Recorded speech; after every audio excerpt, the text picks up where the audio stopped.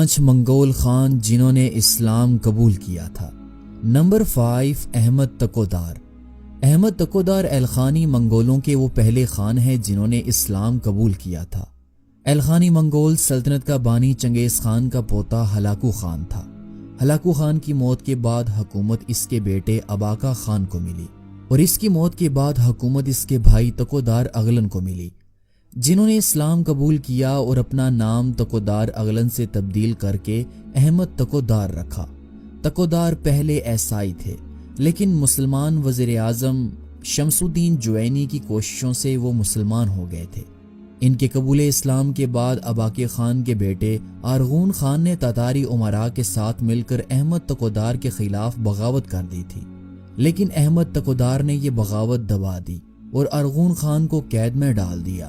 لیکن کچھ عرصے کے بعد تاتاری امراء نے پھر بغاوت کر دی اور ارغون خان کو قید سے نکال کر خان بنا دیا، جس کے بعد ارغون خان نے احمد تکودار کو شہید کر دیا۔ نمبر 4، تختامش۔ تختامش بلو ہوڈ سلطنت کے ایک خاندان میں پیدا ہوئے جس کا تعلق چنگیز خان کے پوتے توغا تیمور کی نسل سے تھا۔ تختامش کا سیاسی تعارف 1376 عیسوی میں ہوتا ہے، جب وہ امیر تیمور کی حمایت کے ساتھ 1378 عیسوی میں زبردستی وائٹ ہارس سلطنت کے تخت پر قبضہ کر لیتے ہیں۔ بلا شبہ تختامش بھی ایک مسلمان منگول حکمران تھے۔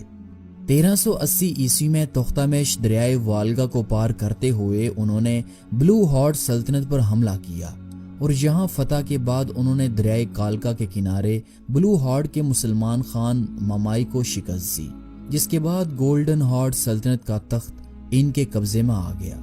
1382 عیسوی میں تختامش نے روس کے خلاف جنگ کا آغاز کیا اور صرف 6 سال کے عرصے میں تختامش نے گولڈن ہارڈ سلطنت کی سرحدوں کو کریمیا سے جھیل بلخاش تک متحد کر دیا۔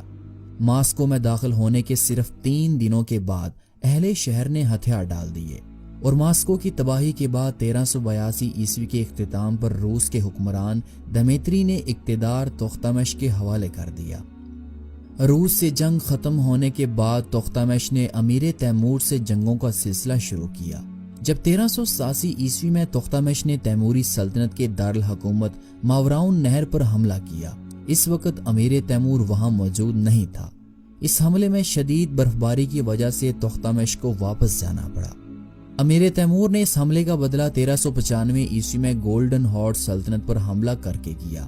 امیر تیمور نے تختامش کو دریائے تیرک کے کنارے ایک زبردست شکست دی اور تیمور نے ازف، استراخان اور گولڈن ہارڈ سلطنت کے کیپٹل سرائے پر حملہ کر کے اسے تباہ کر دیا اور یوں تختامش کے ہاتھوں سے حکومت جاتی رہی اور بالآخر تختامش کی موت 1406 عیسوی میں سائبیریا میں ہوئی۔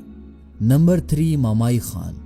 مامائی خان گولڈن ہارڈ سلطنت کے ایک مسلمان منگول جرنیل تھے۔ مامائی کبھی گولڈن ہارڈ سلطنت کے خان تو نہ بنے، لیکن اپنی فوجی طاقت کے لحاظ سے ان کی مرضی سے ہی نیا خان بنایا جاتا تھا۔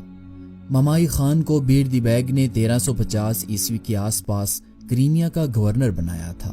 بیردی بیگ کی موت کے بعد مامائی خان نے تخت پر قبضہ تو نہ کیا، لیکن اس کی موت کے بعد مامائی خان ایک طاقتور فوجی شخصیت بن چکے تھے۔ ان کا سیاسی اثر و رسوخ اس حد تک تھا کہ روسی بادشاہ خراج کی رقم گولڈن ہارڈ سلطنت کے خان کی بجائے انہیں دیا کرتا تھا۔ لیکن 1374 عیسوی میں جب مامائی خان اپنی فوجوں کے ساتھ دریائے والگا کی تجارت کی دیکھ بھال کے لیے وہاں پہنچا تو اس کی غیر موجودگی میں روسی بادشاہ دیمیتری نے گولڈن ہارڈ سلطنت پر حملہ کر کے بلغار تک کا علاقہ فتح کر لیا۔ اسی دوران ایک اور چنگیزی شہزادہ توختامش امیر تیمور کی مدد سے طاقت پکڑ رہا تھا۔ مامائی خان نے روسی بادشاہ کو سبق سکھانے کے لیے اپنا ایک لشکر روس روانہ کیا، لیکن اس لشکر کو 1378 عیسوی میں دریائے وازا کے کنارے شکست ہوئی۔ اس دوران توختامش نے سرائے پر قبضہ کر لیا تھا۔ مامائی خان نے توختامش سے جنگ سے پہلے اپنی فوجوں کے ساتھ 1380 عیسوی میں روس کو سبق سکھانے کے لیے اپنی فوجوں کے ساتھ انہوں نے پیش قدمی کی۔ اگست 1380 عیسوی میں کولیکوو کی جنگ ہوئی، جس میں منگول جرنیل مامائی خان کو شکست ہوئی۔ جنگ کی ابتدا منگول لشکر کے حق میں تھی، لیکن ابتدائی فتوحات کے بعد روسی بادشاہ دمیتری نے یہاں ایک چال چلی جس کے نتیجے میں منگولوں کے قدم اکھڑ گئے اور منگول جنرل ممائی خان کو شکست ہوئی۔ اس سے اگلے سال ممائی خان نے ایک نئی فوج تیار کی اور دریائے کالکا کے کنارے ممائی خان اور توختامش کے درمیان ایک جنگ ہوئی جس میں ممائی خان کو شکست ہوئی اور وہ اس جنگ میں مارے گئے۔ Number 2، Nogai Khan. Nogai Khan Golden Horde سلطنت کے ایک مشہور جرنیل تھے۔ نوغائی خان نے باتو خان کی موت کے بعد اپنے چچا برکے خان کی طرح اسلام قبول کر لیا تھا، اور اس کے بعد انہوں نے 1240 عیسوی میں اپنے چچا زاد ہلاکو خان کے خلاف جنگوں کا آغاز شروع کر دیا، جو کہ بغداد پر حملے کی وجہ سے شروع ہوئی تھیں۔ نوغائی خان نے قفقاز کے پہاڑی سلسلے میں الخانی فوجوں کو شکست دی، لیکن بعد میں پسپائی اختیار کرتے ہوئے گولڈن ہارس سلطنت کی فوجیں میدان سے بھاگ کھڑی ہوئیں۔ لیکن یہ برکے خان کی ایک چال تھی، کیونکہ تاکو میں جب الخانی فوجیں برکے خان کی سرحد میں داخل ہوئیں تو انہوں نے دریائے تحریک کے کنارے آرام کے لیے پڑاؤ ڈالا، جس کے بعد نوغائی خان اور برکے خان کی اصل فوجیں نمودار ہوئیں اور انہوں نے الخانی منگولوں کا آدھے سے زیادہ لشکر ختم کر ڈالا۔ برکے خان کی وفات کے بعد نوغائی خان اپنی فوجوں کے ساتھ مشرق میں دریائے ڈینیوب کی طرف چلے گئے، جہاں انہوں نے بلغاریہ، ہنگری اور روسی سلطنتوں کو اپنا باج گزار بنایا اور ان سے ٹیکس وصول کرتے رہے۔ 1241 عیسوی میں نوغائی خان نے ہنگری پر حملہ کیا۔ ہنگری پر کامیاب حملوں کے بعد نوغائی خان نے 1287 عیسوی میں پولینڈ پر حملہ کیا، لیکن جہاں نوغائی خان کو پولینڈ کی طرف سے سخت مزاحمت کا سامنا کرنا پڑا، جس کے بعد نوغائی خان واپس اپنی سلطنت میں چلے آئے۔ 1297 عیسوی میں نوغائی خان کا مقابلہ گولڈن ہورس سلطنت کے خان توختہ سے ہوا، جس میں نوغائی خان کو شکست ہوئی اور گرفتاری کے دوران نوغائی خان کی موت ہو گئی۔ نمبر 1، برکے خان۔ برکے خان اس لحاظ سے سب مسلمان منگولوں پر سبقت لے جاتے ہیں کیونکہ وہ پہلے چنگیزی شہزادے تھے جنہوں نے اسلام قبول کیا تھا۔ برکے خان چنگیز خان کا پوتا تھا، جو کہ باتو خان کی موت کے بعد گولڈن ہورس سلطنت کا خان بنا تھا۔ برکے خان کے مسلمان ہونے کے بعد اسلامی دنیا میں زندگی کی ایک نئی لہر دوڑ پڑی، کیونکہ منگولوں کے حملوں سے اسلامی دنیا بالکل تباہ و برباد ہو چکی تھی۔ برکے خان نے خان بننے کے بعد مملوکوں کے ساتھ اتحاد کر کے ہلاکو خان کی سلطنت پر حملہ کر دیا تھا۔